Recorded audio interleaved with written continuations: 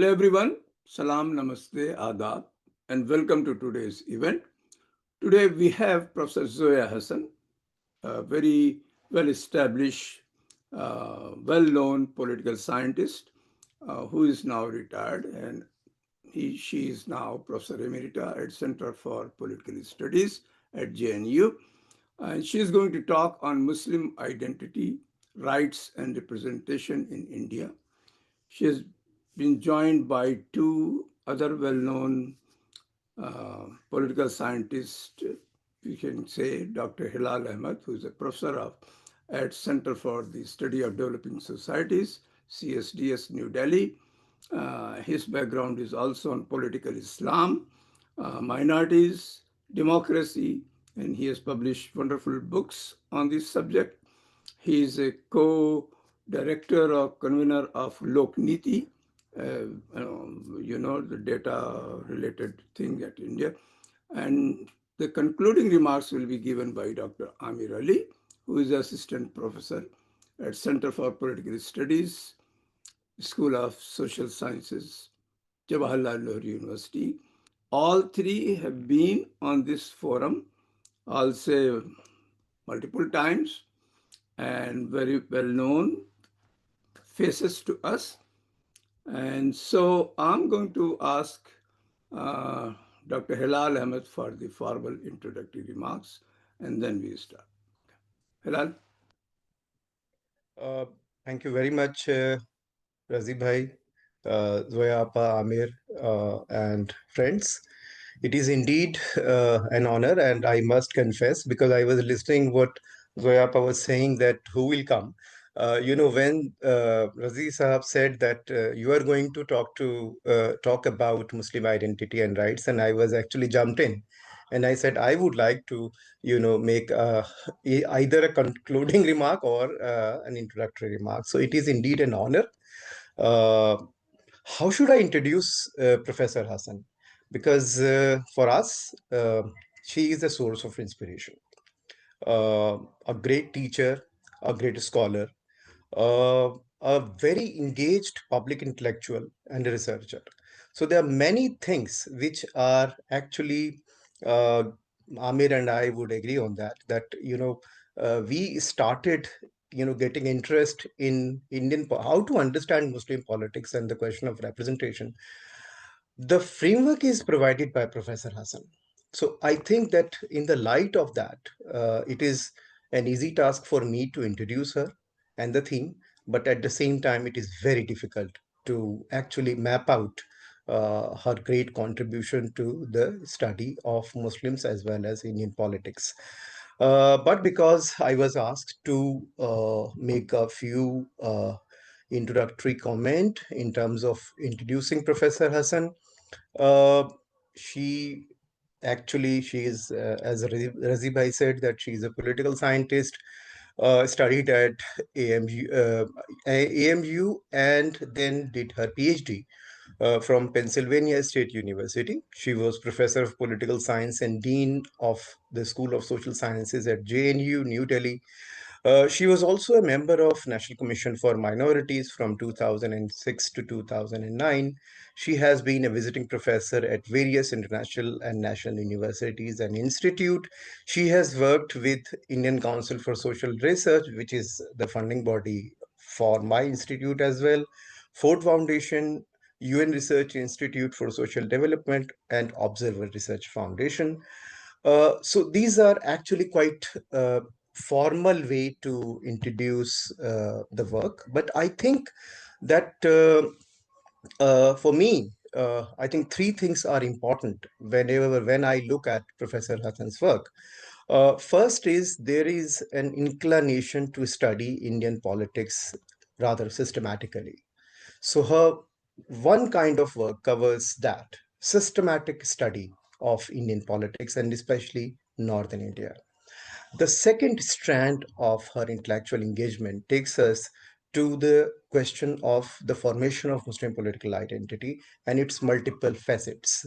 And as I said earlier, that she has a remarkable capacity to situate the question of Muslim identity in the larger framework uh, of the study of Indian politics, because you cannot understand the question of representation of Muslim without understanding or paying close attention to the ways in which various unwritten norms of politics worked out in Indian context. And finally, as an engaged political observer, she also has written rather extensively on the question of what could be the intellectual resolve to deal with the issues Muslim communities face. And that is linked to the question of affirmative action and the question of representation. So I think these three things covers, she has written extensively. And I think I need at least 40 minutes to talk about the each and every work she has done. So I'm not going to take your time, Zoyapa. So I think that, for me, these three important points are important. Now, very briefly, because I do not want to take Amir's time at the end, I think I should uh, make a few introductory remarks with regard to the question of the debate on Muslim representation. And again, as I said, that the inspiration is coming from Professor Zoya Hassan's work, as well as Mushir Saab's work, to me at least. I think that Professor Hassan's work raised the question and forces us to make a distinction between the colonial debate on political representation and try to make sense of what really happened to Muslim identity issues in post-colonial India. So that's the first important thing which we must remember, that in post-colonial India, the baggage was already there, but there are certain structural changes introduced by the constitution. And therefore, whenever we talk about Muslim political identity, we have to, take care of both the things, the historical baggage of colonial politics as well as the new structure introduced by the constitution. The second important point with regard to representation, that whenever we say representation, we are actually talking about three different things, three different conceptual things. One is representation in pure political formal sense, when we count numbers of MPs and MLAs. Second is that we are also talking about representation in terms of institutional inclusion. And thirdly, and most importantly, Muslim presence in cultural sense. So I think that Professor Hassan covers all three aspects in various intellectual work she has done. And without, there is an interesting linkages between these three. The formal legislative bodies in which the number of Muslim MPs and MLAs are crucial. But at the same time, how to think about the institutions and how to think about the inclusion of Muslim communities in it, to make it entirely inclusive in the real sense of the term. And finally, how should we look at the question of cultural representation, which is, I think, posing a serious challenge at the moment. And Professor Hassan's last book actually captures all three dimensions rather beautifully. So I think that is the theme which I think, just to lay out the context in which we invite Professor Hassan to speak. Thank you very much. आपने invite नहीं किया I जी said I invite Professor Hassan. Zoya, now it's your turn now. Okay. Thank you very much, Hilal, for that very generous and thoughtful introduction, and for situating my very modest work in a larger context. But before I start, I would also like to thank Dr. Raziuddin for inviting me to speak at the Indian Diaspora Washington, D.C. Metro. It's a real pleasure to be part of this forum, which has grown over the past 5 years into a vibrant platform for debate and discussion. So I'd like to express my appreciation to Dr. Raziuddin and his team for their wonderful efforts in sustaining and enriching this important initiative. Now, the title then is Muslim Identity, Rights, and Representation in India. Questions of identity, rights, representation, citizenship, and belonging have long been central to what is often described as the Muslim question in India. Over the past few decades, however, these issues have acquired a sharper and more urgent character as public debates over nationalism, security, and minority rights have intensified. Within this shifting socio-political landscape, the position of Muslims has become increasingly fraught, revealing deep tensions between India's constitutional promises of equality and the lived realities of the largest minority community. My presentation tonight is structured into four sections. The first and second sections engage with the questions of identity and rights, tracing very briefly their historical and conceptual evolution. The third section turns to the post 2014 period, mapping the contours of underrepresentation that define contemporary Indian politics. The final section examines the political constraints surrounding Muslim representation, arguing that their systematic marginalization since 2014 constitutes a profound rupture in India's democratic politics. So, identity. One of the central challenges facing Muslims in contemporary India is that their identity is rarely self defined. Rather, it is externally constructed and increasingly framed in adversarial terms. Since the 1990s, their identity has been persistently filtered through the lens of national security in the wake of events such as the 1993 Mumbai blasts, the 2001 uh, uh, parliament attacks, and the 2019 Pulwama incident. Over time, this framing has normalized what Mahmood Mamdani calls the securitization of identity, wherein being Muslim becomes subtly but persistently associated with suspicion, violence, or sedition, and of course, terrorism. This process has entrenched a binary within public and political discourse, dividing citizens into those presumed loyal and those who must continually demonstrate their allegiance to the nation. This homogenizing logic is further reinforced through visual and narrative tropes in television debates, news reportage, media, and popular cinema above all in the last 10 or 11 years, where Muslims are often depicted through symbols of religiosity, backwardness, or violence, rarely as ordinary citizens engaged in everyday normal life. This framing not only shapes how they are perceived, but also constrains their participation in public life, claiming rights or representation. As a result, public discourse As a result, public discourse tends to read their identity through the lens of security, loyalty, or cultural difference, rather than as part of the broader social and political life or social and political fabric. These discursive constructions are not merely symbolic, they have concrete implications for citizenship and rights. When identity is persistently framed through suspicion, access to constitutional protections such as due process, freedom of religion, and equality before law becomes unevenly distributed.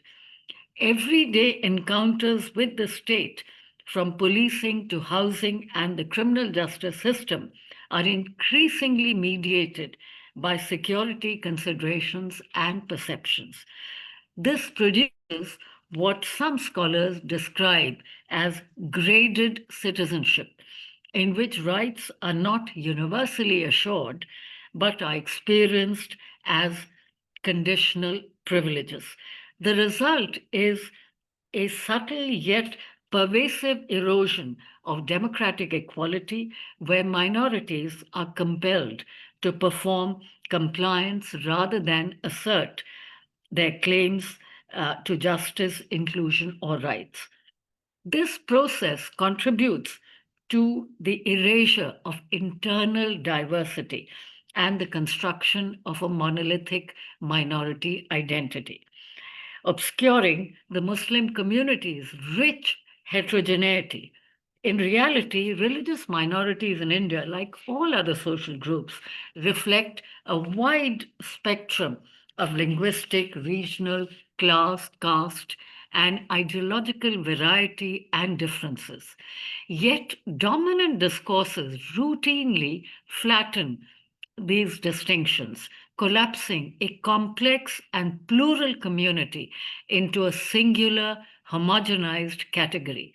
Such a reduction not only distorts social reality, but also sustains a political and cultural stereotypes that serve the interests of state and power rather than the demands of reality or truth. Now to rights. While the Indian Constitution enshrines formal equality for all citizens, there is a widening gap between legal guarantees and lived realities. Constitutional rights have been eroded, selectively applied, or strategically withheld, particularly in the recent period. The Sachar Committee report, which was submitted in 2006, remains one of the most comprehensive assessments of Muslims' socioeconomic condition in post independence India. It revealed that they have lower levels of education and literacy, that they are underrepresented in government employment and police, and face systematic barriers in accessing credit and housing and jobs. Their share in public sector employment remains below 7%, while high school dropout rates contribute to their disproportionate representation among the self-employed and the unemployed. Many are therefore concentrated, as we know, in the informal sector and precarious work with limited avenues of upward mobility and therefore with very limited possibilities of establishing larger networks or connections and access, to the good things of life, so to speak. Nearly 2 decades later, many of these disparities persist or have in fact deepened, with few effective policy interventions to address them. The result is a growing disjuncture between constitutional ideals and state practice. Protest, which is an essential democratic right, is increasingly criminalized in regard to the Muslim community, further exposing the asymmetry of rights and indeed even citizenship. This erosion of rights undermines not only the principles of secular politics, but also the broader integrity of democratic participation. In fact, the most alarming shift in recent years has been around the very idea of citizenship, raising profound questions. And in fact, that's one of the really most profound questions facing India, and that is the question of who belongs in the Indian nation state.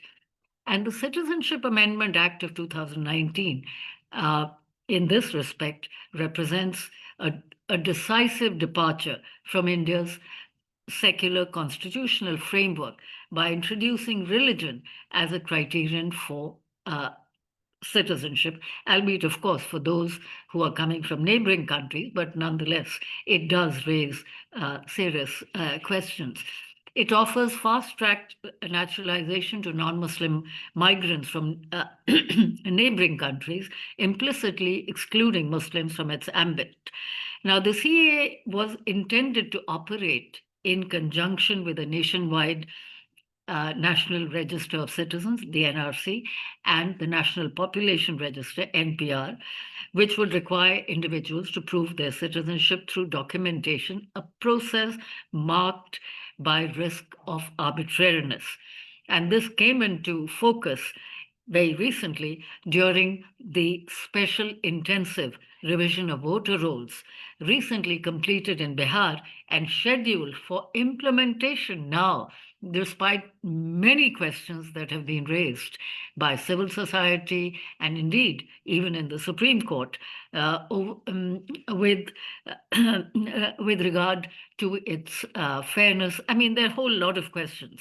So, the SIR then has faced widespread criticism precisely on this count, that it is amounting to a de facto citizenship test carried out through administrative procedures rather than an explicit law. So, together, these measures do raise apprehensions of targeted discrimination, if and possibly even exclusion, based on religious identity embedded in the very definition of citizenship. Representation, then. Now, Muslims in India have long been underrepresented across key state institutions, including the bureaucracy, police, and judiciary. In recent years, this underrepresentation has deepened sharply in the political sphere. Since the rise of the Bharatiya Janata Party and its ascent, its dramatic ascent to power, and in fact the consolidation of its power, representation in elected bodies such as parliament and state assemblies has declined to its lowest levels in independent India.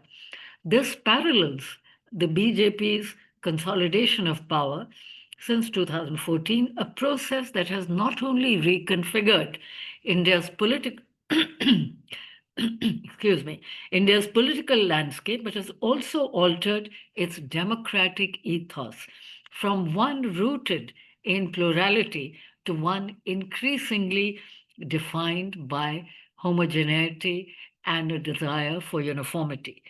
Majoritarianism has emerged as the organizing principle of the new political order, a shift starkly visible in the composition and discourse of representative institutions, or more broadly, public institutions. But political representation is, of course, not merely a matter of numbers. It is the very grammar of democracy. It shapes who speaks, who's spoken for, and who remains unheard within the political structure of the nation. In recent years, democratic theory has returned to this question with renewed urgency, recognizing that representation is not a fixed institutional arrangement, but a dynamic, contested process, especially in plural societies where identity and power continually renegotiate their boundaries. Nowhere is this negotiation more difficult or more revealing than in contemporary India. The Indian Republic was founded as an audacious experiment in pluralism, unprecedented really in world history, based on a belief that democracy could sustain radical difference without erasure. Yet, as pluralism weakens, the representative presence of minorities, so central to this whole structure within the democratic field, has diminished in tandem, revealing the fragility of inclusion in a majoritarian age, or one might even say the age of the right. Despite their significant democratic presence, Muslims remain markedly underrepresented in India's legislatures. According to the 2011 census, the last census, they make up 14.3% of the population, yet have historically held only about 5% of legislative seats. Now, the 2014 general election marked a watershed moment uh, in representation. For the first time since independence, the ruling party did not include a single Muslim member in the Lok Sabha, signaling the emergence of what has been described by some as no ticket politics, where even symbolic inclusion was largely abandoned by simply not giving tickets to them by the ruling party. That election returned only 23 MPs from the community, a sharp decline from previous, well, I won't say sharp decline, but a decline from previous decades. The figure rose marginally to 26 from 23 in 2019, but still accounting for just 4.4% of the 543 member House.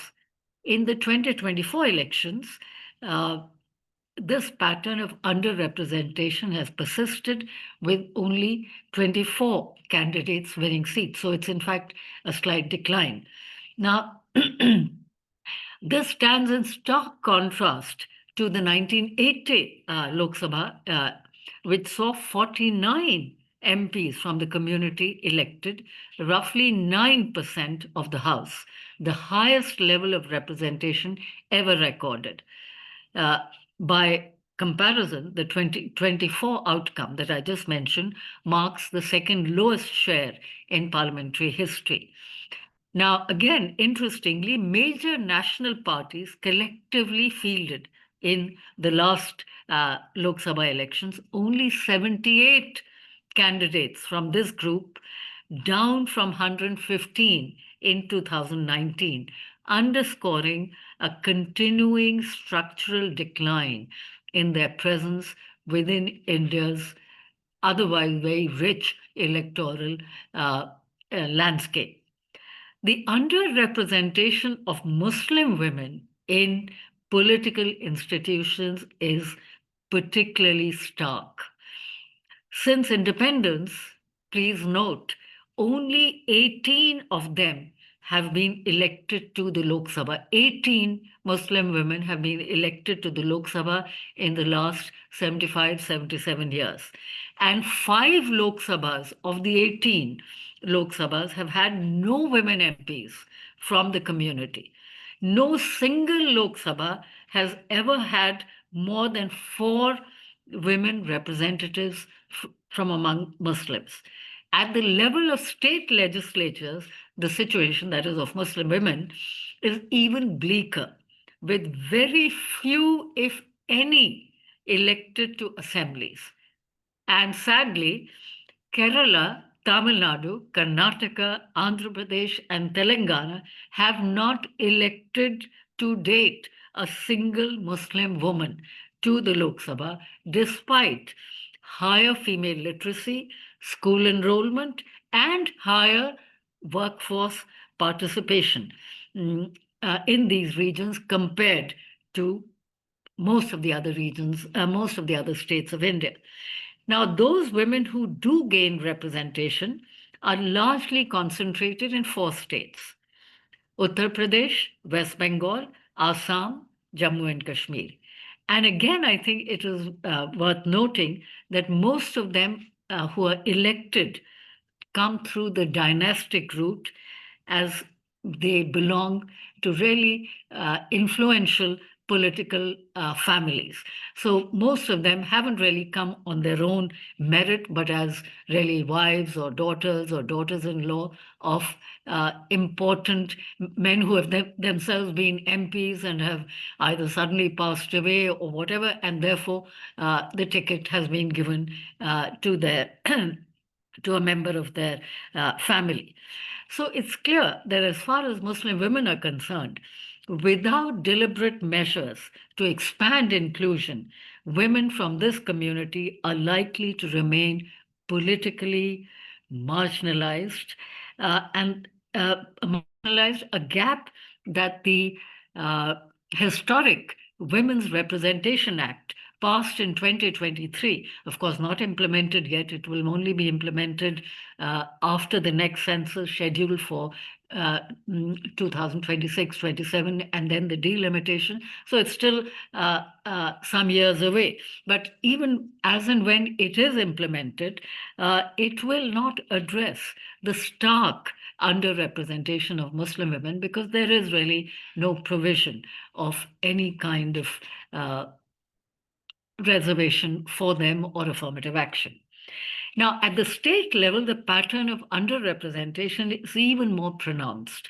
Several assemblies, now I'm not talking of women, but more generally of the community, several assemblies have not elected a single legislator from the community, and even in states with sizable Muslim population, such as Assam, where they constitute more than one third of the residents of that state, their legislative presence has largely stagnated, declined quite significantly.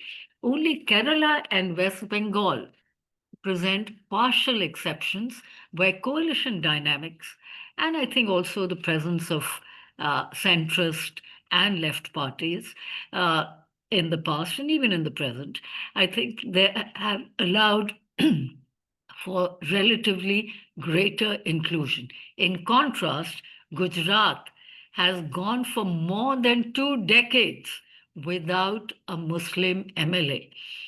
While even in UP, which at one time was sending, a reasonable number of, MPs and even MLAs, but since 2017 and again in 2022 assembly elections, when BJP swept the polls, there hasn't been a single Muslim MLA in the ranks of the ruling party.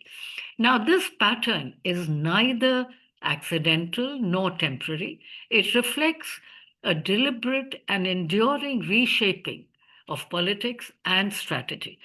Minority identity has come to be viewed as politically expendable, even electorally risky. The BJP's approach is explicit. It has upscaled the Gujarat model to the national level, which is to say, consolidate the Hindu vote while refraining from fielding candidates from minority backgrounds, thereby securing victories without dependence on, let us say, the non Hindu electorate. This strategy has in turn influenced other parties, many of which have reduced nominations to avoid accusations of minority appeasement or to preempt, and I think this point is more important, to preempt communal polarization. In effect, political actors or political parties either distance themselves from the minority community or instrumentalize its presence to consolidate majority support, leaving little scope for genuine representation. Minority participation then in Indian politics is thus marked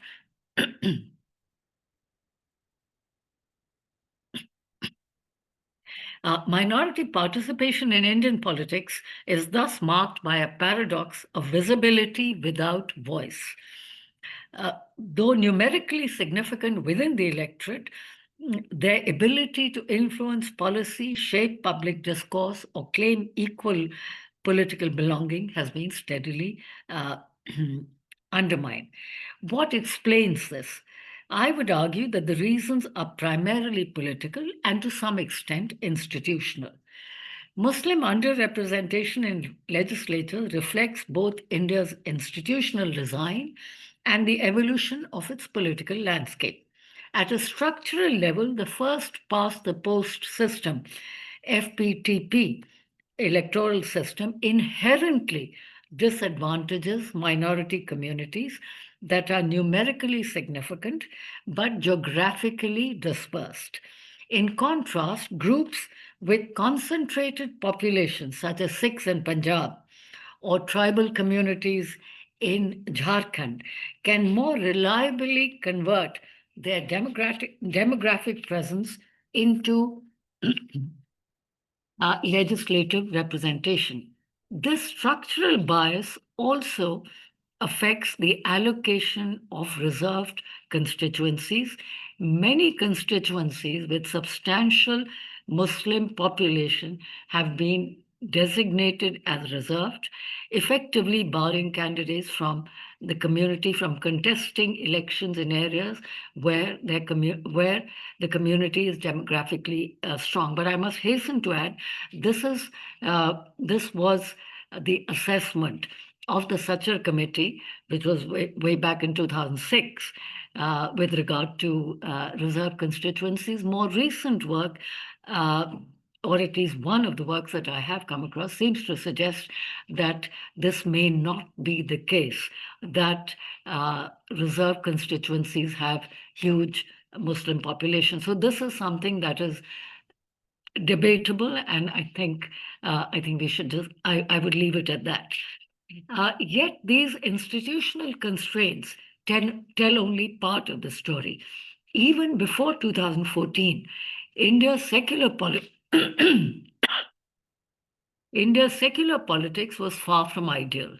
The Congress and other secular parties often depended on minority votes without offering meaningful policy returns, and representation remained well below proportional levels. Still, a political consensus prevailed, and that was that minorities were seen as legitimate participants in the democratic process, seen as politically relevant and part of the national fold. Electoral strategies, though shaped even in the past by an undercurrent of majoritarianism or implicit majoritarianism, still acknowledged their political presence. But after 2014, the balance began to break down, and the current political order has grown increasingly dismissive, even hostile to the very idea of minority participation as significant in India's political life.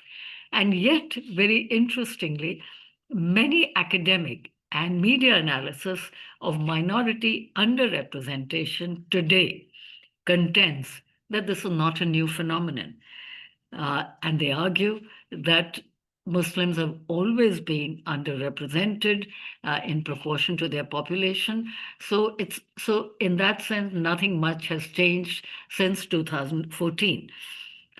While this emphasis on continuity, which is very common in arguments about Indian politics today, and not only with regard to Muslim representation, while this emphasis on continuity offers historical perspective, it risks flattening the crucial distinctions that define the current political moment. Such accounts often understate the scale and intensity of majoritarian expansion today, a shift that privileges the majority community and increasingly ethnicizes the state.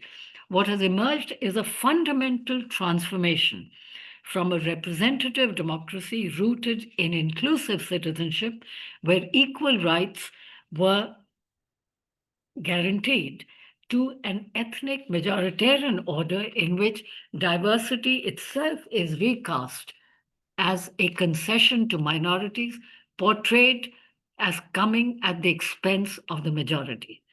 Yet, the story is not simply one of erasure. Across the country, I think members of the Muslim community continue to assert their place in the Republic through protest, through education, through art, through music, through quiet resilience and active engagement in elections. Their presence is visible in the ongoing public debates on secularism, democracy, pluralism, on citizenship and rights, challenging, above all, the majoritarian narratives that seek to marginalize them. And secondly, and very importantly, minority concerns do not have to be represented solely by members of the community. Indeed, it is often preferable for them to be championed by non sectarian secular parties. I certainly would prefer that. Yet, when political actors fail to defend these groups against hate speech, overlook their targeting by the state, or when institutions remain silent as homes and businesses are illegally demolished and livelihoods destroyed. The presence of community members within public institutions become essential. And the Indian experience demonstrates that access to institutions is a crucial pathway for securing the state's attention, and that a group's interests are more effectively advanced once it has actual representation in public bodies. The consequences of underrepresentation are both material and structural. And given the underrepresentation that we have been talking about in Parliament, it should come as no surprise that very few questions are asked on minority or Muslim issues, and the few that have been asked are asked by Muslim MPs. So I would then go along with a comment, important comment of political scientist Christoph Jaffalo, when he notes that it is essential to have your people in the room. Otherwise, there are fewer people left to speak in your defense. And he's absolutely right on that. The Indian experience shows that. I mean, the Indian Muslim experience. As indeed the experience of scheduled castes and scheduled tribes shows the opposite, that their presence does help them in many significant their presence in public institutions helps them in many important ways. So political representation then has immediate and tangible implications for rights, citizenship, and identity, shaping a community's capacity to influence legislation and public policy. So addressing in conclusion, a point that Hilal was making in terms of what is it that can be done. Now, addressing underrepresentation, of course, requires deliberate reform and it requires political mechanisms. While proportional representation, and I am an advocate of proportional representation, though that is hardly under discussion, but that is something that is waiting to be discussed and debated. So while proportional representation or uh, preferential voting in multi-member constituencies could enhance inclusivity, such measures face entrenched political resistance and opposition and are unlikely uh, in the current context. But to be fair, they have not been discussed at all in the past 7 decades or so. So even less likely that they would even be considered today. So more immediately and more realistically, really, fairer representation can be advanced through party reform. That is, reviving inclusive politics demands that parties simply allocate more tickets to candidates from underrepresented communities and restructure nomination practices to ensure genuine diversity. Equally important, and I think this is really important to make this point in this forum, and that is that the Muslim community should also not confine its concerns to issues framed solely by religious identity. They tend to do that. Rather, I think it's important for the Muslim community to be building inter-community alliances around shared class, gender, and regional interests, which can broaden the basis of political engagement and strengthen democratic participation and representation, and for others to take interest. When you take interest in the affairs of others, others will take interest in your affairs. So, finally, then, in conclusion, the presence of ethnic and religious minorities in legislatures and public institutions more generally serves as a crucial litmus test for the health of a democratic system and its commitment to addressing inequality and combating discrimination. India's history uh, wonderful history in many respects demonstrates that democracy has flourished most when the majority has chosen inclusion and pluralism over exclusion and uniformity. Expanding representation is therefore not only a matter of fairness, it is a reaffirmation of a core democratic principle in a plural society that power must be shared, never monopolized. The possibilities visible elsewhere, most recently in the in the election of Zoran Mamdani as the mayor of New York City, reminds us that representation grounded in equality and belonging is not beyond reach. It depends on whether Indian democracy can once again recognize diversity as its greatest strength. Thank you very much. So insightful and wonderful. Really, there are a lot of things to be discussed. Let us first see what Dr. Amir Ali has to say in his concluding remarks, and then we go for questions. Amir? Thank you, Riza. Thank you for inviting Hilal me also. once again. No, I was saying Amir and possibly Hilal also. Oh, okay. All right. All right. Yeah, so thank you, Riza. Thank you for inviting me again on this forum. I feel at home, as I think I've already spoken here. Okay, so a very wide-ranging presentation, Professor Hassan, and I will make, I think, broadly 4 or 5 points in the 10 minutes that I have, so roughly 2 minutes for each point. So I think one thing that Professor Hassan was making in her presentation, which came out very strongly, is that in terms of analyzing the predicament of the Muslim situation today, it's important to make a division between the pre-2014 and post-2014. It's very clear now that 2014 represents a very significant rupture. The coming of Mr. Modi poses a kind of challenge to Muslims that has not really been experienced before since independence. So that is, I think, the first point that comes across very, very, very, very emphatically.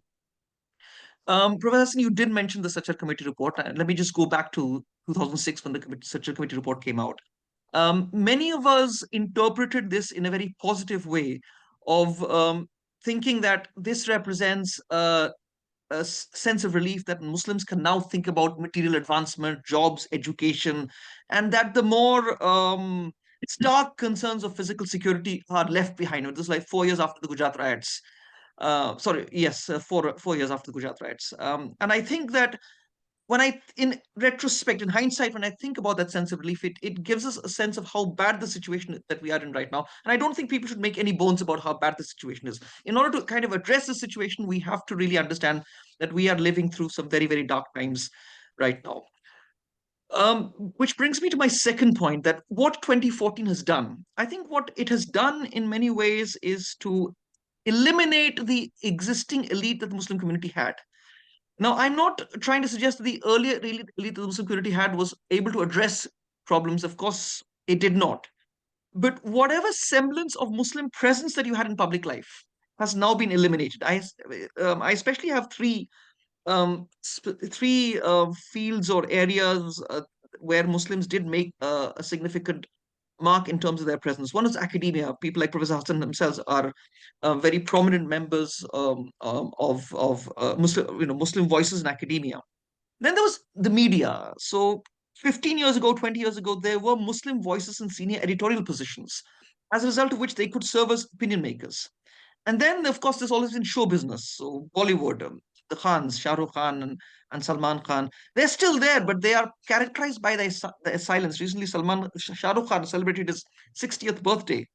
And an Al Jazeera article that I was reading, which I remember sharing with Professor Hassan, and we did discuss this, is that the silence of Bollywood is remarkable. I mean, in Hollywood, people are speaking out. You have Meryl Streep speaking out against Trump. You have Sean Penn and other very prominent Hollywood actors. But we see a complete silence. And of course, this is the way to be Muslim these days. You have to be compliant. You've got to keep your head down. And even if you keep your head down, there is no real guarantee that you will survive this madness that we see in this country right now. So that second point that I was making is to bring up the question of what 2014 has done. To my mind, it has invisibilize the Muslim and simultaneously stigmatize them. And the invisibilization is happening, as I said, because of the elimination of this elite. Let me just quickly add that I think Javed Alam made this point about comparing Muslims to blacks in America. Where he said that on the one hand, you have a very visible, super achieving elite. Uh, when he, this was about the blacks. It's also this holds true of Muslims in India. But then you have this vast swathe of people who are completely mired in poverty, in lack of education, confined to the ghettos, consigned to the ghettos. So I come to my third point, which is that post 2014, there are three sets of targeted measures that have been taken by the Indian state. One, of course, is of course the old accusation of terrorism. Mr. Modi, I think back in 2002, made this remarkable statement where he said that all Muslims are not terrorists, but all terrorists are Muslims. So that just gives you a sense of how much the stigma of terrorism is used. And then since 2015, with the lynching of Muhammad Akhlaq in Dadri, we've seen the lynch mob and the rising number of lynchings, which is an indication of how bad things have become after 2014. But I think one thing that really needs to be flagged is the question of hate speech, especially through the media. Social media, of course, plays a role, but television media. Now, the situation became so bad that in 2022, I think the Editors Guild had come out with a note saying that comparing the levels of hate speech in India to Radio Rwanda broadcasting messages against the Tutsi minority, the Tutsi ethnic group just before the 1994 genocide against the Tutsis. Now that's how bad the situation has become. And I said, I think it's important to really emphasize this. Let me come to my final 2 points. One was kind of this ray of hope that we saw in 2019 when you had Shaheen Bagh, the protests, which of course you've written a book on this, Professor Hasan, and I've read and reviewed that book. And what it gave us was a sense of hope that there was the way in which Muslim women were able to articulate a very clear position on constitutional patriotism was able to corner the flag waving, frenzied patriotism of the BJP, which has always questioned the loyalty and the patriotism of Muslims. And I thought that was an interesting development, but it was stymied. But I hope that in future, this is a movement that will bear significant fruit in terms of improving the mustaqbil and the future of Muslims in this country. We come to a last point, which is where do we go from here? Because the situation obviously is pretty bad. I think that the traditional appeals to secularism really won't work. I mean, this is not to say, of course, that secularism must be sidelined. But I think that the appeal to secularism must be in a way that counters this dominant narrative of the idea of Muslims being appeased. Now, this is so dominant, it's not just communal elements that we'll put forward. I mean, even in liberal circles in Delhi, I've come across this kind of an idea that somewhere that people feel that there's been a kind of appeasement. It's strange because every time I hear the word appeasement, the only way that I've associated it is with the policy of the British Prime Minister Neville Chamberlain against, in the face of Hitler's expansion in Europe. So 1938, the appeasement policy of Neville Chamberlain. It is remarkable. It's ironical. I mean, I'm actually dumbfounded by the idea of how a term like appeasement can be used for a pretty beleaguered minority. The last point that I do want to make is that, again, I would agree with you on the point about non-sectarian politics. Unfortunately, that has been the trend. And I would specifically want to bring up two politicians. One, of course, is Syed Shahabuddin from my home state, Bihar, and the kind of solely Muslim issues that he raised in the 80s, leading to the Barbi Masjid campaign, and of course the Shabano issue. And again, we see a repeat of that in form of Owaisi from Hyderabad. This form of sectarian politics, I think, is extremely damaging. And the point that you made in terms of cross-cutting alliances on gender, on caste, on social, and this really is the most important takeaway of the evening, especially in terms of the presentation that you're making. I would want to make one last point that this is that to really kind of put across the point about how difficult the situation is and to convey to people across the country. I think that Muslims really are now the canary in the coal mine. When miners went into coal mines earlier, they would take the little canary, the bird that would die when toxicity would increase too much, warning people not to go any further. And I think that the message that must be put across to people is that the levels of hate and toxicity in this country are just so much that if you see the Muslim wilting away like the canary in the coal mine, it's only a matter of time before this reaches other people. So it's not as if only Muslims will suffer from this, but the rest of the country is in the throes of an unemployment crisis. Gen Z, as it's called. And Bihar, Rahul Gandhi has been appealing to this particular section in the Bihar elections, which is still ongoing, is that this level of toxicity is going to spread everywhere. It's not just about Muslims right now. It is going to affect the body politic as a whole, and that is something we really must caution ourselves against. But thank you so much for that presentation, and thank you for this opportunity of discussing this paper. That's all that I have to say, and I wait for the Q&A session now. Thank you, Amir. And now let's call Hilal again for a couple of minutes, and then we go for question answer. Okay. I think, Razibhai, I think I have made my point in the introductory remarks. So I think because Amir has made a few important issues, and I do not want to deviate from that, and I agree with his assessment. I think we should now go for the question and answer. Sure. Thank you. So just show the poster, Rafat, and then. Yeah, hold on.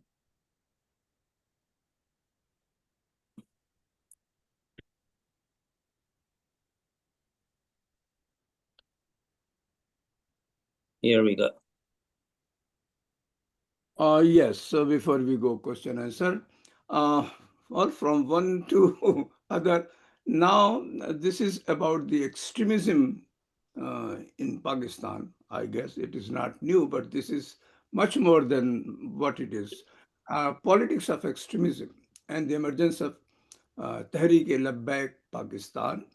Uh, the speaker is Professor Tahir Kamran, a very well-respected academician in Pakistan.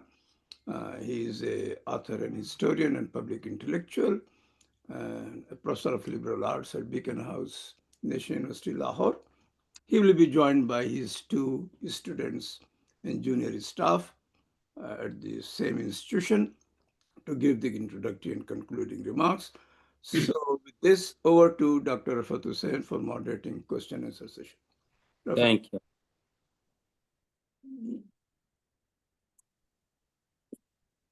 Okay, thank you, Dr. Raziuddin. So the question and answer session is open now. Before we begin the session, I would like to thank Professor Zoya Hasan and Dr. Hilal Ahmad, Dr. Amir Ali for their wonderful talk and meaningful talk. That's created a lot of comments and questions. So let's begin from the chat. So yeah, there are two options. You can raise your digital hand, or you can put your comment and the questions in the chat box. So let's begin with the chat box from our own Hasan Beg Saab. Thank you for the question. Do you feel that the blame of underrepresentation? No, I think this is a second question. First one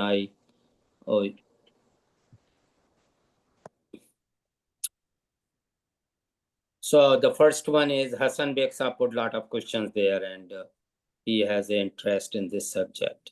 So the Razibhai, can you put her on the screen? The backwardness of Muslim goes back. Do you want me to add? Or you can? What you want me to do? Yeah, add her on the screen, the Zoya, Professor Zoya. Oh, sorry. So the question for Zoya Hasan is, the backwardness of Muslim goes back to pre-partition era. Once it was evident that the North India will not be Muslim demand of independence country, won't you blame the educated Muslim of North India, Ashraf, to withdraw from support of Pakistan, which would have given more support and higher education standard, and thus better identity and representation on the whole Indian level? So what is the question? Zoya's question is that, do you blame Ashrafia to withdraw their support from Pakistan? If they would have given, they must have been a higher or better identity and representation in the Indian whole level. Hasan Beg Saab, If you are available, go ahead, please.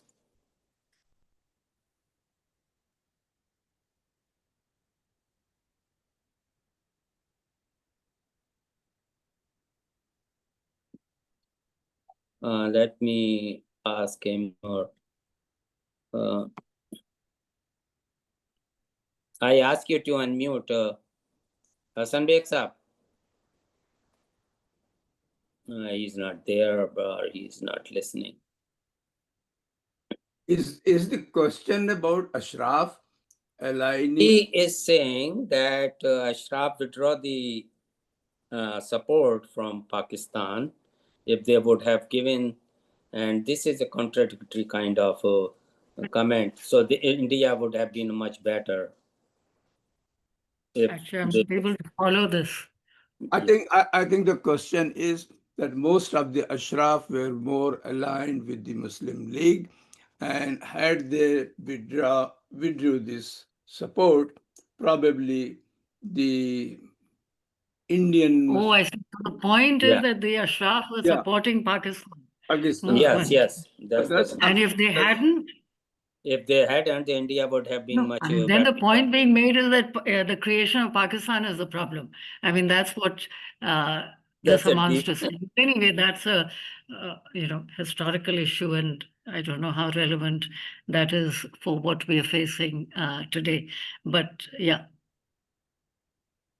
So do you feel that the blame of underrepresentation is to be blamed on the Orthodox ulema, and they are sticking to following the taqleed, preventing education advancement and changing with the changing world and time? This is again an old classic. Well, I mean, I don't know if I would get into the blame thing, but yes, I mean, an excessive emphasis on identity issues and religious identity, and obviously the ulema were focused on that, has had serious implications. But again, I'm not sure whether any of that is really relevant to the current predicament, really. I mean, of course, one could argue that before the coming of BJP, the Congress party's alignment, and you could say even before partition, there was a certain alignment of the Congress with these sections, and that obviously took the politics of Muslims in a certain direction. So there were, I mean, that's a well-known ground, and yeah, I mean, well-known issue. And but I think right now, I'm not sure whether any of that is in the way. Okay, thank you, Professor. The next question is from Abdul Mateen Saab. Do you agree with Professor Christoph Jefferlow's argument of ethnic democracy in the context of India's experience with the democracy? He is from Jadavpur University. Yeah, I know him very well. Yeah, I think I would largely agree with Christoph Jaffelow's position on ethnic democracy. What he's calling ethnic, of course, there is a debate whether it's ethnic democracy or majoritarian democracy. But yes, the point is that it's non-secular and therefore ethnic, and gives priority to a certain ethnic group, which in this case is the majority community. So Christoph Jaffelow's work is very significant in this regard, in bringing to our attention the ethnicization of Indian politics and its implications for the minorities in particular. Thank you. Ishrat Aziz, please.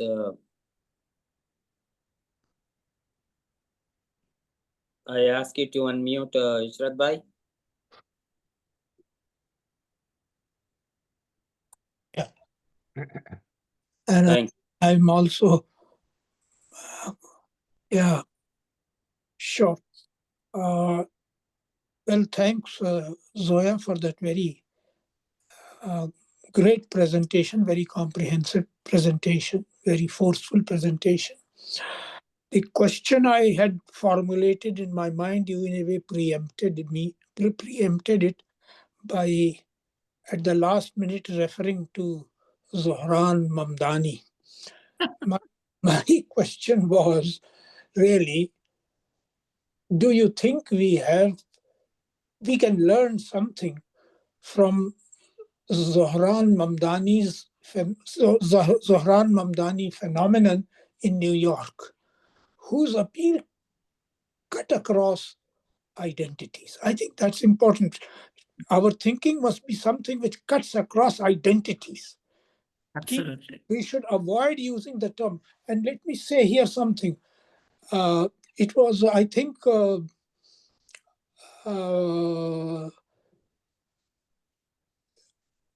that great Chinese thinker who said, Confucius, that that to keep discussions on track, you must use the correct term. And I would submit that identity, nation, nationalism are political and not constitutional legal terms. The legal and the constitutional terms are people and citizens. Because if you read any constitution, nowhere a constitution talks of nation or national or identity. It only talks of people and citizenship, and it defines what they are. And I think we must, to change the discourse, we must emphasize people and citizens, not identity and nationality, because they are, as I said, political and not legal terms. Yeah. Also, we need to identify issues that cut across identities. To my mind, leaders are made and unmade. Elections are won and lost by what happens on the kitchen table. And kitchen table issues are broadly humanitarian and not narrowly communitarian.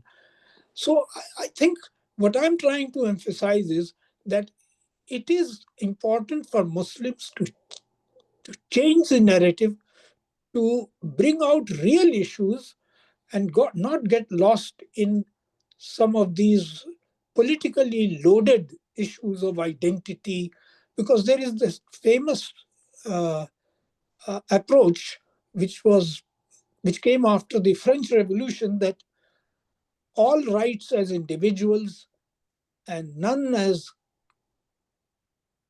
community.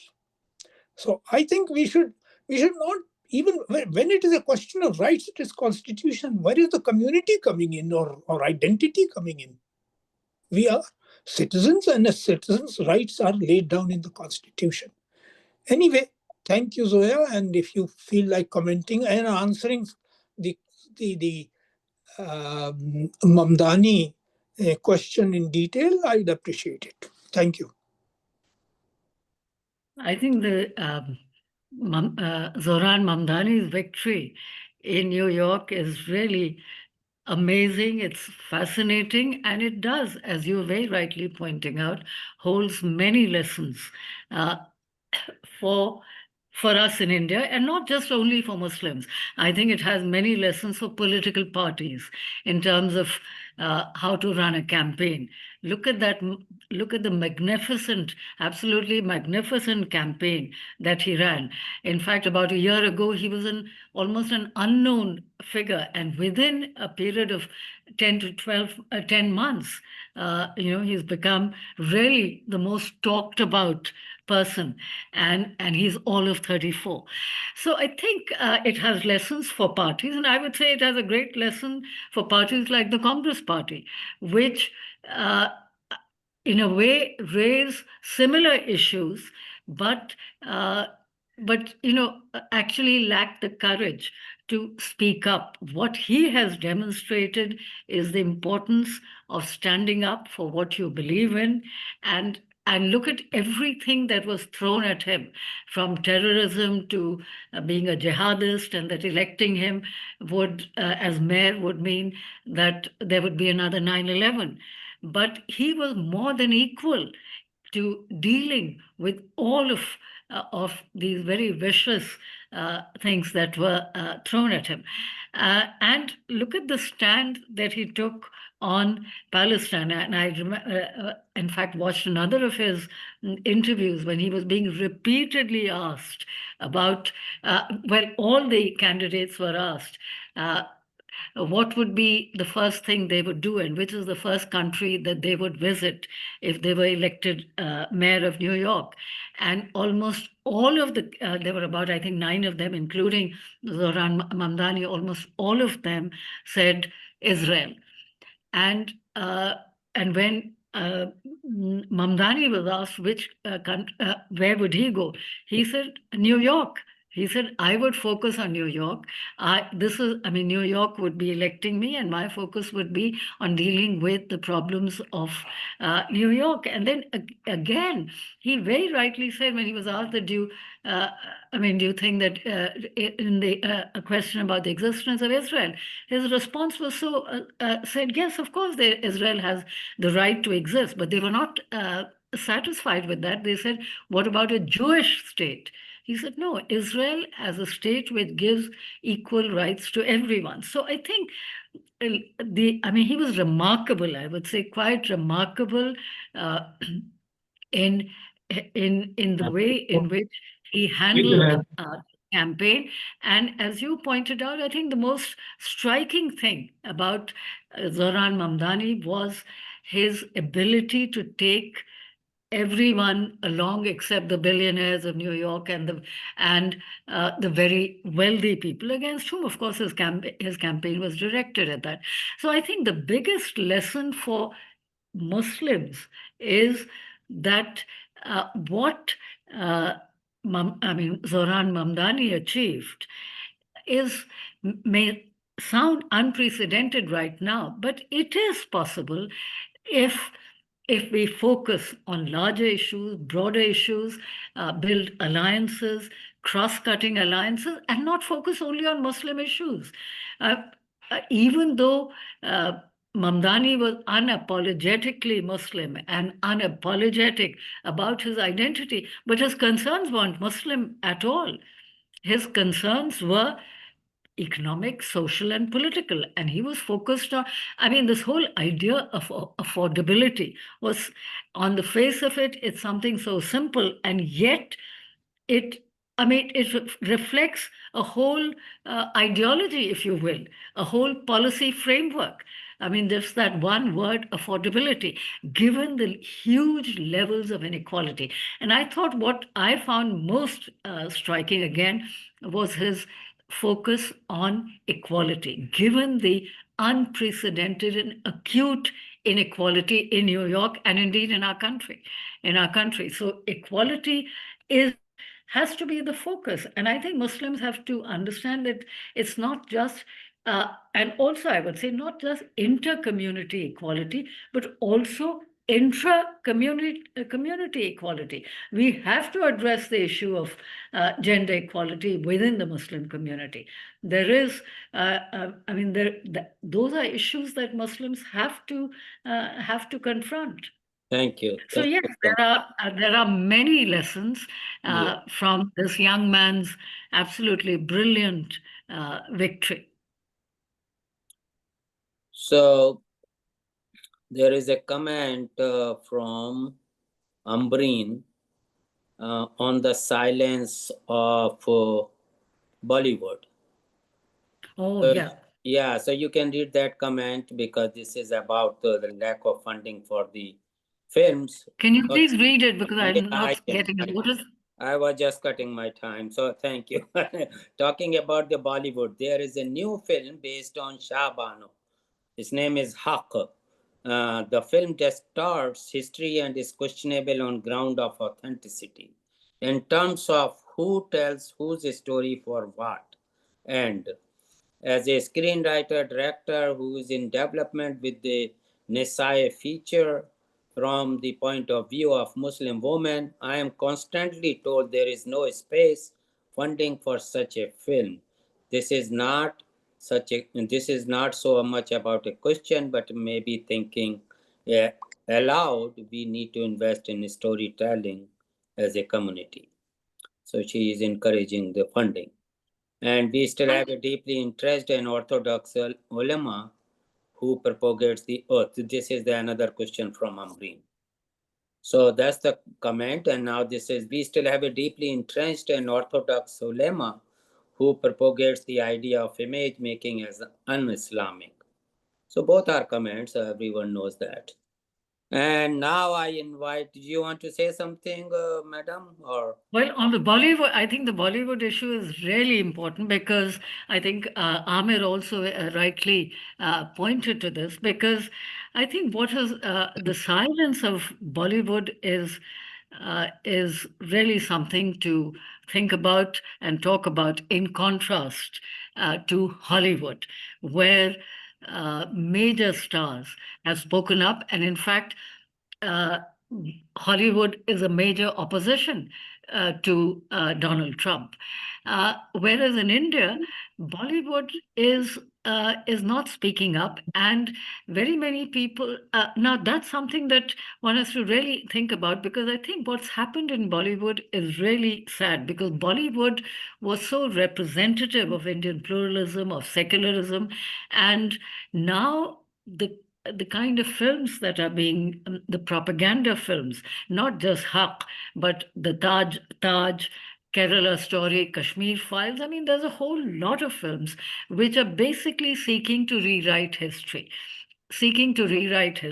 And sadly, so that's one aspect of it, is this new popular cinema, which is really propaganda and very gross and grotesque propaganda, completely unhistorical, completely unfactual, and apart from the fact that it is demonizing a community.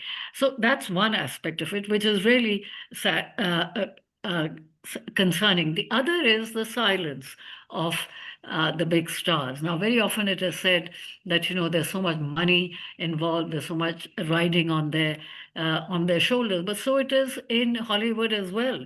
So it's not as though money is not an issue there, and yet people are speaking up. And what I think is very disappointing about the silence of Bollywood, and I would not say only Muslim actors, but I would say Bollywood as a whole has been silent, is sad that, in fact, many of them have been the biggest beneficiaries of Nehruvian consensus, of Nehruvian India.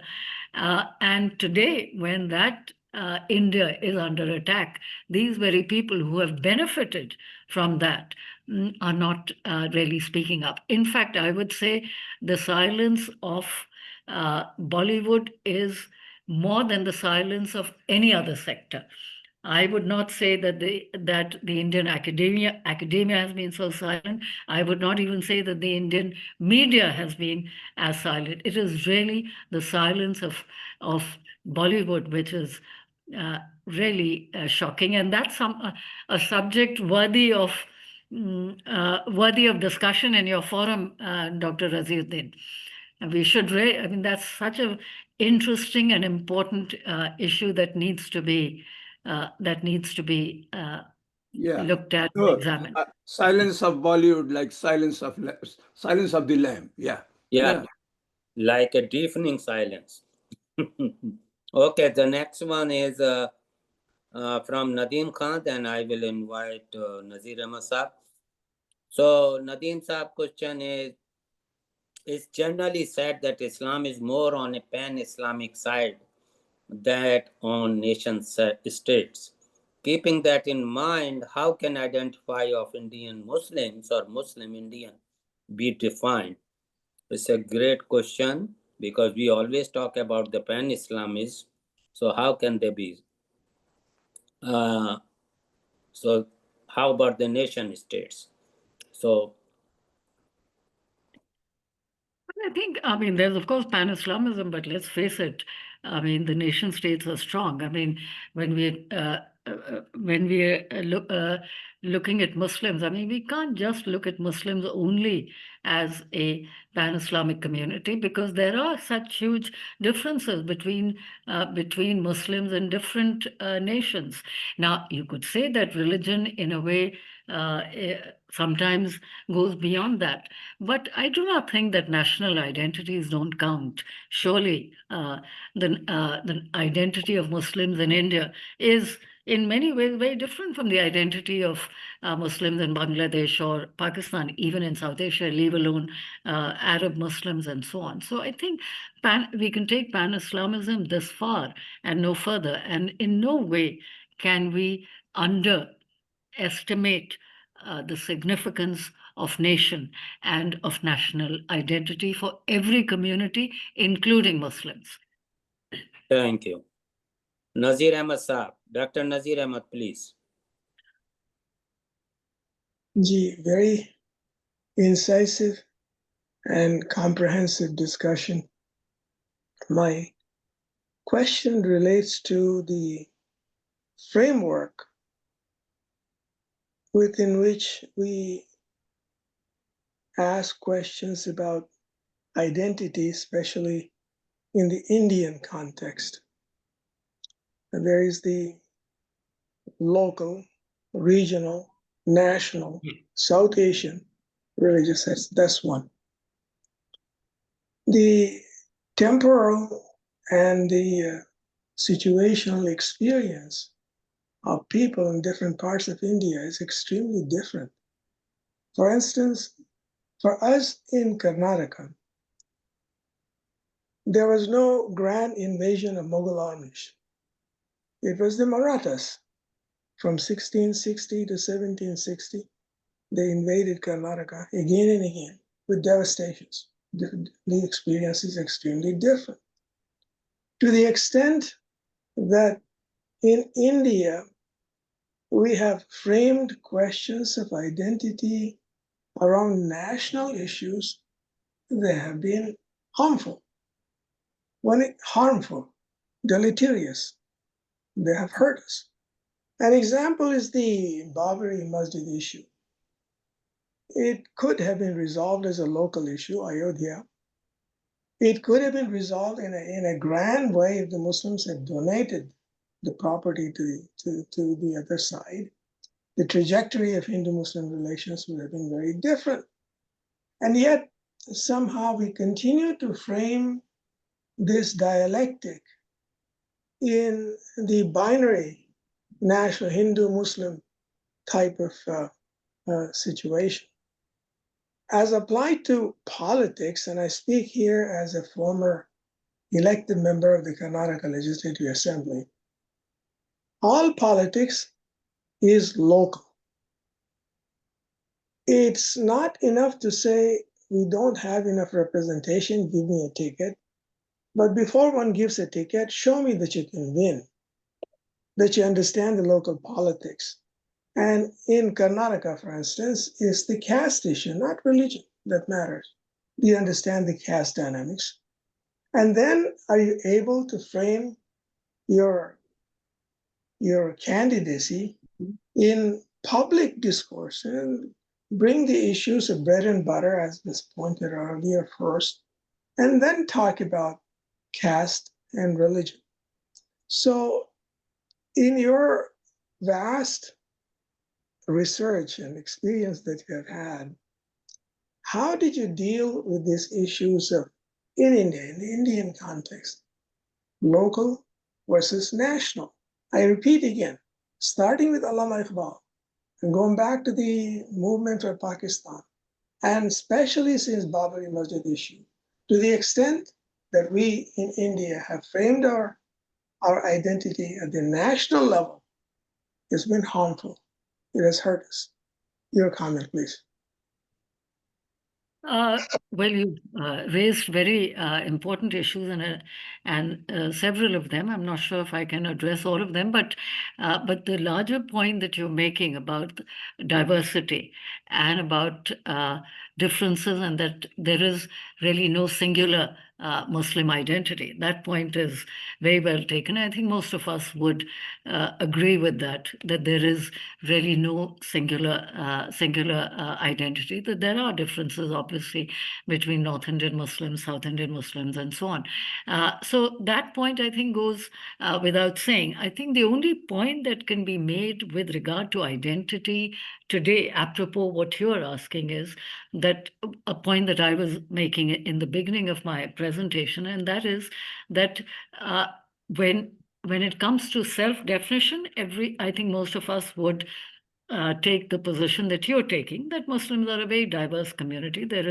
But the point is that right now their definition is externally defined, and whether we like it or not, others, and especially the state and government and ruling formations, are looking at Muslims in monolithic terms. Now, of course, Muslims too tend to do that, and that is a problem. So I think you're absolutely right on that. As to your point about the local and the national, and that, well, I think there has to be a place for both. Yes, of course, the local or the regional is very important, but and clear. But at the same time, I think there are now larger national issues as well. For example, if you look at the whole issue of, let us say, disputed sites, whether it was the Babri Masjid or now the Gyanvapi mosque issue, or possibly even the temple mosque in Mathura. Now, these are, in a way, national issues. It would be hard to treat this as a local UP issue. It would have been hard when there is a whole campaign that was mounted against the site in Ayodhya. It could not have been seen only as an issue confined to Ayodhya or UP. So there are certain issues which may have local origins, but obviously evolve into national issues and have to be seen as such. But that said, I think you're absolutely right, and I think you're absolutely right that the problems that face the Muslim community, if I could put it that way, have to be addressed locally and regionally. But there are certain issues which are of national significance and have to be taken up at that level too. Thank you. So moving forward, Professor Hasan, there are dozen more questions and comments. So I want you to be very brief. Okay. I can take them all together, maybe. Hello. Thank you. So, Professor Hasan, this is from Tanishk Tilak. Professor Hasan, anchoring our analysis in Partha Chatterjee's heuristic of the civil society, political society binary, and Paul Brass' instrumentalist thesis, how would you characterize the central dialectic animating contemporary India? Sorry, what was the point about Brass? One is civil society and political. One is a civil society political. That is Partha Chatterjee, yeah. And Paul Brass is about instrumentalist thesis. How would you characterize? So instrumental thesis. Instrumentalist thesis. Oh, instrumentalist. So, well, Indian politics is very complex. I don't know if we can, it's not as though they're just these two perspectives. Now, Partha Chatterjee's perspective is interesting and important, and he has been writing on this whole idea of political society as different from civil society. Now, whether that can explain a certain level of politics, but whether that can explain Indian politics fully is something that, that is debatable. Now, as to Paul Brass, I'm not sure whether he talks of instrumentalization of politics. And what do you mean by instrumentalization with regard to Paul Brass? Mr. Tanishq, are you there, please? Can you clarify? Otherwise, we will come back. Okay, well, we can move on, yeah. Yeah, please. Amina, question from Amina. We all know the problem and are also in some way part of it, correct? My question to Professor Zoya Hasan is how to fix it. What are the possibilities and future of Muslim in India? This is $1 million question, Professor. I think maybe it is best answered by her. As a younger person, I'm sure she has more to say on this. Okay. And there is a question from a PhD scholar, Muhammad Junaid. I am Muhammad Junaid Khan, a former AMU student and currently a PhD scholar at JNU. First of all, thank you so much, Zoya madam, for this wonderful talk. My question is, whenever any leader or party talks about Muslim leadership for their proper representation in Indian democracy, leaders of so-called secular parties and even Muslim community also said, no, don't talk about this. We have to defeat BJP, and for that you have to cast your vote to that candidate who is in the of winning, whatever he is Muslim or not, and says अगर vote बांट जाएंगे तो BJP जीत जाएगी, अभी हमें सिर्फ BJP को हराना है. You got it, Professor? नहीं, इसका तो यही जवाब है कि ये तो इम्पोर्टेंट है. ये अगर यूनिटी के बगैर तो मुश्किल है, तो ये इसको हम बिल्कुल नज़रअंदाज तो नहीं कर सकते हैं. मगर उसके साथ साथ ये भी बात है जो हम लोग पहले कह रहे थे ज़ोहरान ममदानी के कॉन्टेक्स्ट में, कि बार बार खाली अगर आप इस माहौल में खाली मुस्लिम इश्यूज को उठाएंगे तो वो तो आपको ज़्यादा दूर नहीं ले जाएगा. तो बेहतर ये है कि मुस्लिम इश्यूज को इंटीग्रेट किया जाए, जो एक आपका लार्जर गोल है और जो लार्जर पर्सपेक्टिव है. So I am not in favour of just focusing on Muslim issues, even though I do think, apropos the point that was made earlier that we, by gentlemen, that we should not focus on identity. But there are, no, I think by Ishrat Aziz Saab, when he was talking about citizenship as against identity. Now, while citizenship is certainly important, but there are certain issues pertaining to identity, such as security, that also need to be addressed. तो ये है कि security issues या identity issues में है, मगर उसको फिर भी हमें जैसा कि हमने अभी कहा, उसको हमें इंटीग्रेट करना है इन अ लार्जर पर्सपेक्टिव. उसके बगैर क्योंकि उसके बगैर तो बात आगे चल नहीं सकती. बेशक बेशक. The Sajauddin Saab raised, Sajauddin Shapar Ban raised a digital hand. Please go ahead.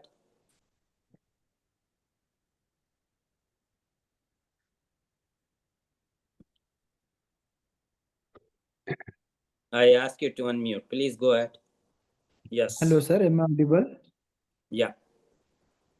Thank you so much, madam. It was a really very insightful session and a very contemporary relevance. And I had an opportunity to listen to you. My concern is how are we going to deal with this contemporary situation? One of the things what I observe is that it's not about representation, but it's also about setting a kind of specific narrative against the entire community, and how that narrative as a strategy or a propaganda against this particular community is going on. One example I wanted to draw from our Gandhi, when he visited Mahatma Gandhi to South Africa, he observed the problem, and the problem was that how certain kind of stereotype, certain kind of misinterpretation was being developed against the Indians by European media. So he found this, and in his Satyagraha in South Africa book, he started mobilizing people politically, but at the same time he started counter narrative through his Indian opinion. So likewise, we need to understand how this how things are coming in a very larger scale. especially through kind of developing a discourse, developing a narrative, making an image, or assassinating the image like this. So this is one my suggestion, observation, and you can also let us know if there are any similar strategies that could be developed to uplift this contemporary Changing situation. the narrative. Yeah. Well, that is what we have been talking about in terms of how to change the narrative. That has been a central concern that we have addressed. But I think, as far as the Muslim community is concerned, I think there has to be greater focus on education. I think education, that and two, internal reform. I think both issues have to be. These are issues that the community can address. And indeed, I think the point that was being made by the former MLA from Karnataka, I think is important. I mean, that South India is different precisely because, or South Indian Muslims, and their trajectory is different not only because they were not affected by partition, which is, of course, an important point, but because of their focus on education. I mean, they have focused and they have taken private initiatives to promote education. And of course, the state governments also have come forward, for example, in Kerala and Karnataka and even in Tamil Nadu. But I think the Muslim communities themselves in South India have really set up colleges, institutions, promoted education, including even Muslim women's education. The same needs to be done in North India. And it has, it has barely begun. Thank you, Professor. Thank you. Again, a gentle Hello, reminder. sir. Again, a gentle reminder. Yeah. Please be brief. There are so many questions lined up. Can we discuss? This is from HP, by the name HP. Can we discuss on how the Indian Muslim would try to deal the Islamophobia and Islamophobic remarks, which are constantly increasing? Also, can we do something against the narrative of RSS, of Hindu Rashtra, or how should we deal with it? I know it's a very big question, so please be. This is not something that we can really address. Okay. I mean, of course, there should be laws against hate speech, and there should be laws to deal with Islamophobia, but that's not really for, so that an opinion can be built up that there ought to be laws against hate speech. Yeah. Hello, madam. Hello. Yeah. Hello. Not. Yeah, this is Firoz from Aligarh Muslim University. Madam, we have Hello. discussed about. Hello, who is speaking? Identify yourself. Razi bhai, who is that? Hello. Okay. Anyway. Hello, you cannot just ask the Yeah, please moderator. raise your hand or you put can't your just. interest in the chat box. Thank you so much. Thank you for your interest in asking questions.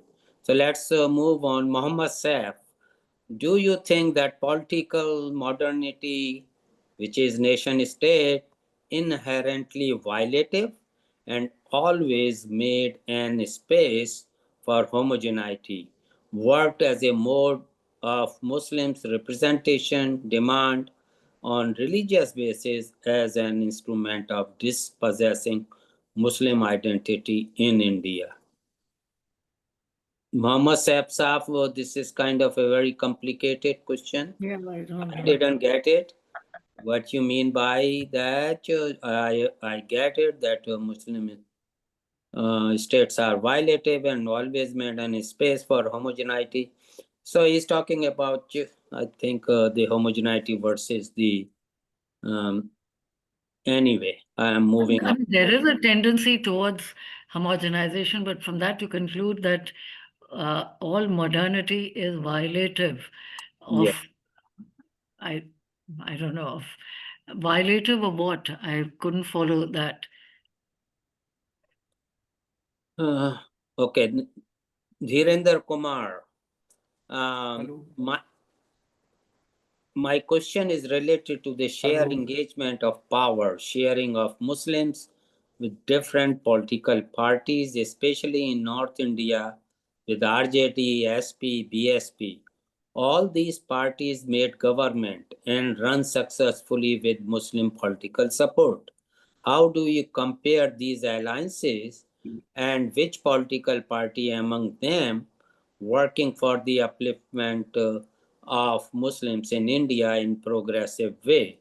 What is the contemporary challenge and future of Muslim alliance with Dalit and Bahujan politics in the light of contemporary discourse of Ambedkar and Indian Constitution? This is a question for you, Zoya, madam. This is because this is your field. No, I'm not sure if it is my field, but fair enough. I mean, there are two parts to this. One is the future of these alliances, am I right? Right. And the other is possibility of a Muslim Dalit alliance. Yes. I mean, it would be great if there was such an alliance. And indeed, as I think the point being made, that in a way the BSP was representative of that alliance, and many of the secular parties are, in a way, represent that alliance. But I really don't see the possibility of a specific uh, Dalit Muslim alliance, because Dalits have their own interests and their own concerns, and some of their interests and concerns are being met by the ruling party, which is going in a way, which goes sometimes out of its way to accommodate Dalits. And indeed, Dalits do support the ruling party. So it's not really feasible to expect that there could be a Dalit Muslim alliance. And in a way, the failure of the Bahujan Samaj Party is an indication that that did not quite work. Thank you. Question from Riyas Sahab. It is also interesting that Muslim leaders consolidating votes of Muslim talking about social justice is still termed sectarian, while it is a fact that almost all politicians in India, certain caste community behind them, Yadav or Dalit leader will be referred to as talking about social justice and never sectarian. So you see the difference, madam? One is labeled as sectarian if they call about their interest, while other Yadav Dalit, then it is called social justice. Well, I mean, we have to be realistic. We have to understand the structure of our society, and in the structure of our society, obviously, caste matters a great deal.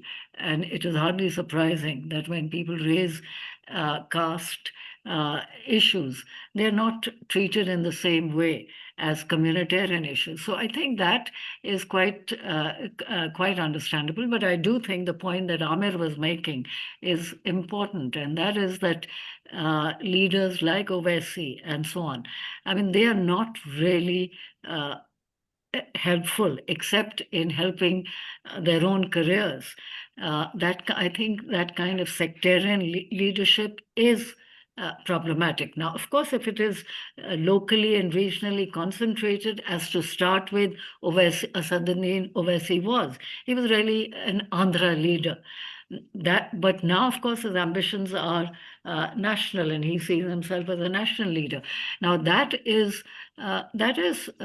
mean, that's problematic, I think. So I would not. I mean, I'm not sure whether it is whether we can really realistically compare caste and community, and the centrality of caste to our politics compared to others, and that so much more. But the fact of the matter is that caste is seen in terms of justice, whereas when it comes to Muslim issues, it is really essentially identity and representation. So there is a difference between justice and representation, and maybe that is why there is greater significance to caste than community. Yeah, so the Riyasa was right. Okay, next one is from Victor Ghalib Beksab. What can the Indian American diaspora do to bring change in India? Hindutva is busy here promoting the BJP agenda. I think we have to leave We change bring- in India to Indians. I don't think Indian Americans need to really worry about that. I think that has to be left to Indians in India. Okay, thank you. Rashid Ali Saab, the concluding section of your presentation came across as somewhat patronizing towards the majority community.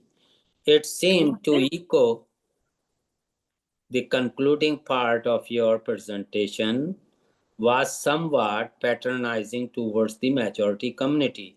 I don't know which majority community he's talking about, but let's read the full question. It seems to echo Gandhi's idea of trusteeship, where the majority is expected to protect the minority of democracy to function. But doesn't this framework risk infantilizing Muslims in India who continue to face structure and political? Yeah, so it's clear now. He's talking about the Hindu majority. So did you say that in a final concluding part that it was No, I didn't. patronizing towards the Hindu majority?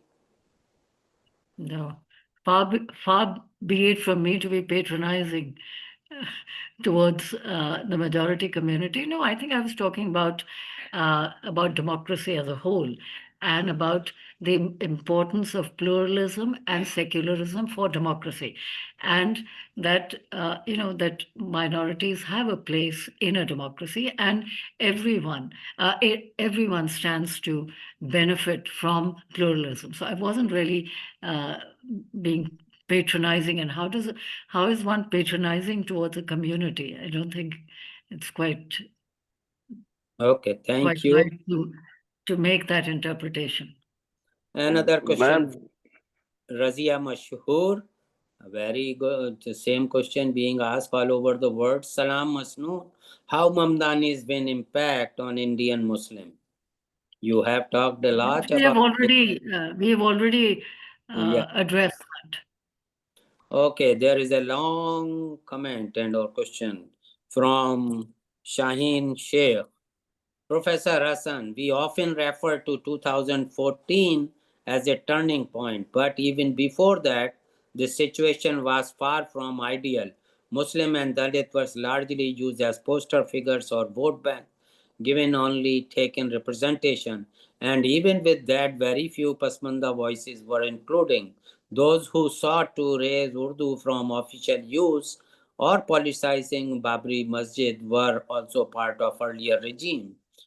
Under the guise of secularism, Muslims had to erase their identity to be seen as progressive. Sir Amir, in this context, when you mention a ray of hope, do you think the Shaheen Bagh movement truly represented such a hope for reclaiming voice and visibility? Especially when Muslims have become almost invisible in cinema, they had to keep Hindu names and how they are almost invisible. If they appear, they are.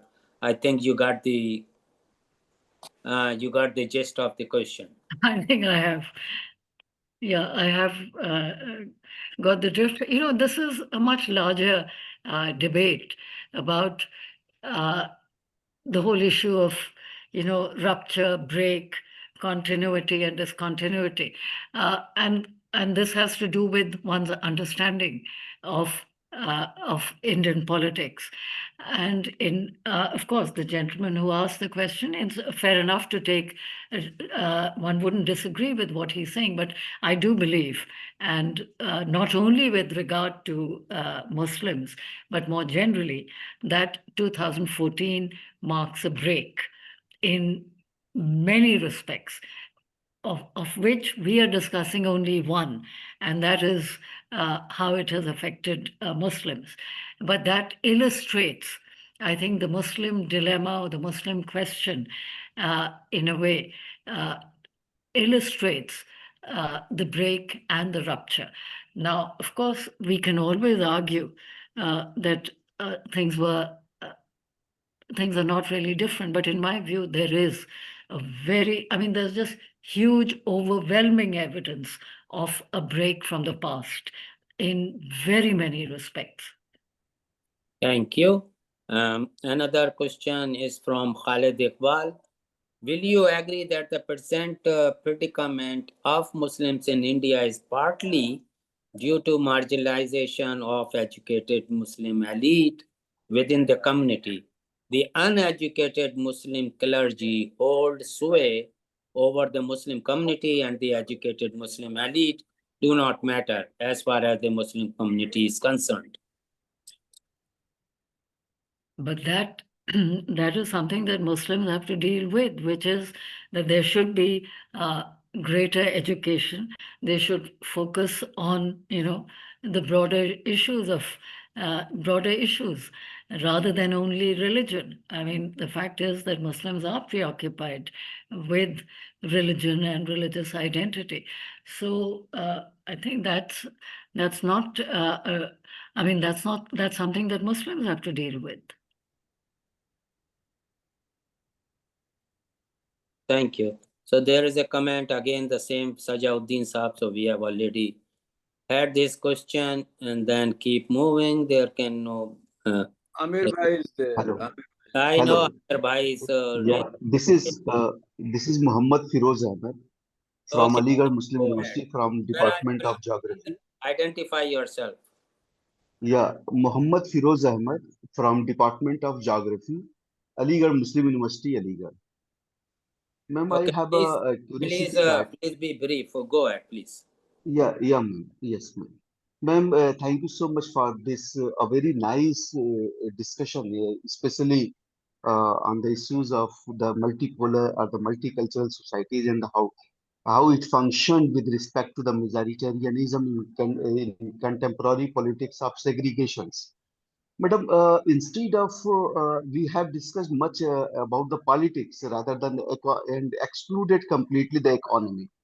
If there is some political economy, one difference that is if we observe this state in terms of space, in multicultural space, where the social segregation that leads to the social segmentations about the communities and the categories on identity line, especially the religion and the caste and the other identity lines, in that sequence, how the political economy and the interest of capital is being benefited from this politics of segregation.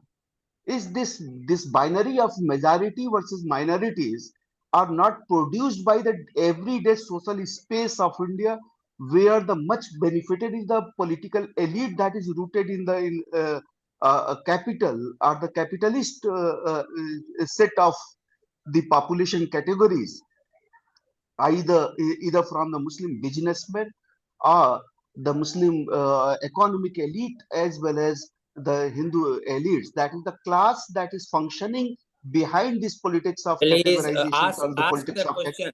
Please ask the question. yeah, We are how these the binaries, the politics of binaries or segregations are being utilized as a tool for capital interest or the capital political economy interest of the bourgeois, uh, uh, the emotions of and segregating the peoples of the proletariat class among the population categories. Well, I'm not sure. But I don't know. I mean, generally, the capitalist class is benefiting, and there is clearly an alliance between, let us say, the Hindu right and the capitalist class, or the capital and the economic oligarchy. So either way, they are the ones who have benefited the most. Well, since economic liberalization, but more so, one could say again, in the last 11 years or so. So, whether this segregation of Muslims is benefiting them, I don't know about that, because that's not something that For I the have. sustenance of the power of the status quo, for Yeah, as I sustaining the said, that is political not elites in the that's not something No that I have. discussion, no discussion from your side Yeah. after. Just ask a question and then let her answer. Yeah, no, as I said, I'm not really in a position to answer that, because that's not an issue that I have really examined or looked at from in the way in which you are presenting it. Okay, sounds fair. Okay, this will be the last question, and my sincere apology if I missed anyone, because there were long line of the comments. And the comments I didn't pick up, mostly they were the question.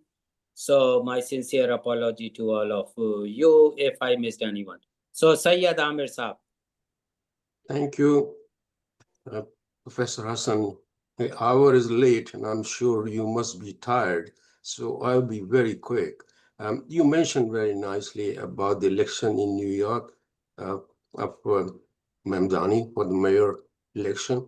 And I think we have to give some credit to the electorate also. In New York, it is young who supported it and very diverse. So this model cannot be extrapolated to everywhere. Even in our own states in the South, probably wouldn't work. And certainly no assurance that it will work in India. My question I would like to ask very quickly, this conventional wisdom is that reservation of seats normally don't work in secular democracies. But do you think in case of Indian Muslims, there is some justification for, they say, 10 years to ask for separate reservation of seats in National Assembly for 10 years? Would it work? In Pakistan, I know that they have reservation for women in parliament. President Musharraf did it. But would you consider that a viable option? No, I wouldn't consider it a viable option. I think it would not work. And let's be realistic; it's just not on the horizon. It's simply not possible. And Muslim reservations led to the partition of the country. So I think that's a route that is best avoided. But instead of reservation, some kind of preferential treatment or affirmative action as against reserving seats in parliament or anywhere. I think that can be avoided, but affirmative action is something that can be considered, although obviously it's not under consideration right now.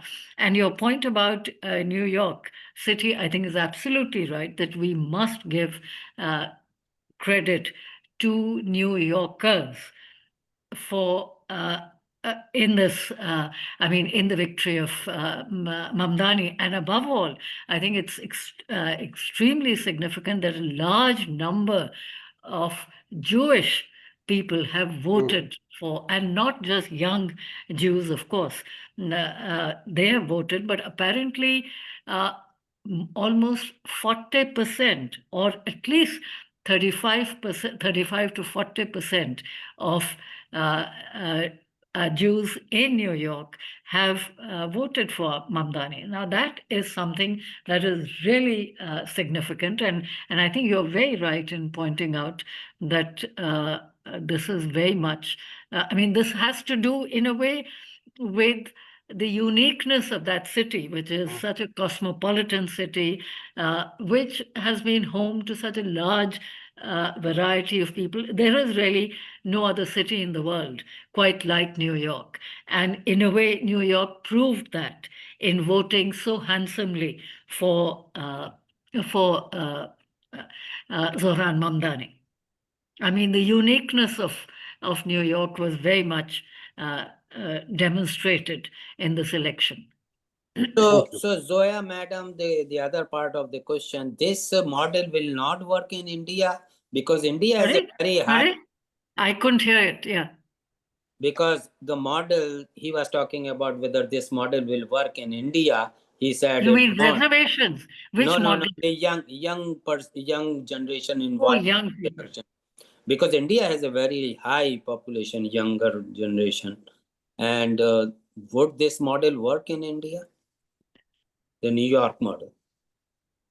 Well, I don't know if there is really a New York model as such, but I mean, there are two aspects to it. One, that a young person. Yes, younger generation, I mean. Yeah, a 34-year-old person was supported by many young people.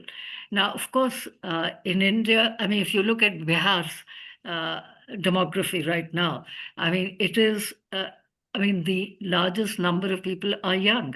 Apparently, 40% of Bihar's population is is under 40, and perhaps about 30% are even in the age of between 20 and 30. So it's a very young population, young people now. But of course, I think we can't really compare. Okay. We can't compare New We York need or American diversity also, politics ethnic with Indian diversity. politics. I think we are Yeah. being, in a way, a little unfair to expect that the New York uh, election can be replicated in India. No. But there are some aspects of it which surely can be adopted. So once again, thank you so much for staying that long. It's more than 2 hours, close to midnight. It's going to be midnight over there. And thank you to all audience, all three speakers. Wonderful session. And Zoya, madam, whenever you come, you generate a lot of questions. So either your topic is interesting or is so it was She remains very, yeah, very she brings a lot of much in energy. demand, really. I mean, you engage people, your talk engages people, they still remain, a lot is. Yeah, because the other part is our community only wants to talk, not any action. Anyway, sorry to say that, and I'm going to pass over to Dr. Raziuddin for his Yeah. final remark. It's quite late over there because now we change Indian audience to 9:30. So Yeah. this is like really late for her, for Yeah. others. And so I'll not ask any question. I got all the whatever others ask. We have enough information and enough insightfulness. And now, thank you very much. You are not done with us. I mean, we keep on bringing you. So, inshallah, later on. We will talk after Bihar election. Definitely, But this is, that is but this is really something to talk about. only after 10 days the result will be out. Yeah, but This is she has Thank you very much. Thank you very much. This was a wonderful discussion, and thanks to Amir and Hilal Ahmed for their comments. And thank you very much. It was lovely. Thank you. you. Thank you to have Thank you. Take care. Thank you. Wonderful. Bye. Wonderful. Enjoyed it, and all the very best for future discussions. All Thank right. you. Thank you. Thank you. Bye bye. Bye, everyone.